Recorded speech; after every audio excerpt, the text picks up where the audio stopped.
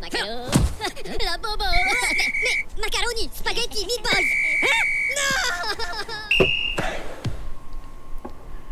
Good morning, afternoon, evening everyone. Welcome to the Managersim beginner series, as I'm still going to call it for a little while longer. And this is episode 31. Please excuse my voice being a little bit low key because I had a long evening last night in London, and so that's why I couldn't do any streaming or episodes yesterday. But this is episode 31, and this is going to be a pretty lengthy episode because we're going to go through all the games that have happened in the Doughnut Cup so far, which I think is 5 or 6, update the tables live, and then we'll go through what's been going on at Elfsborg because I've made a couple more signings. Remember in the last episode I told you I was cutting down the players down to 35, and that kind of didn't work because of the free transfer market. It's now gone back up to 40, 43, something like that. But first what we do is obviously we will catch up on the Doughnut Cup because that's what a lot of you are here for, obviously. So let's see what's been going on. Just make sure all this works, of course. There's my screen, there's my Doughnut channel, of course, where everything is saved. So I've got quite a full inbox at the moment because I've been away for a few days. I've bought some more players, but I'll go through all that later. What we need to do first is check up on the actual Doughnut Cup itself. And so if we go to the fixtures list, this is what's happened so far before I did this episode. And as you can see there, one game has already been played, and sadly it was a voided game because Elfsborg accidentally played some overage players, so the game was awarded 3-0 to Hammarby. They've admitted the mistake, and that's fine. We'll leave it as it is. We'll now go straight to the forums and see if they have been updated. And Group B results, yes, they have been updated. Of course, you can't see that because you need to see in the middle. That's it. I'm learning more here.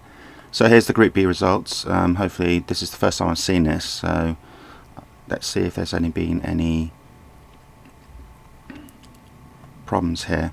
Well, it seems we have a bug. Watch YouTube video and took your advice, Mark, and set all eligible players on holiday. Still got picked to play as subs.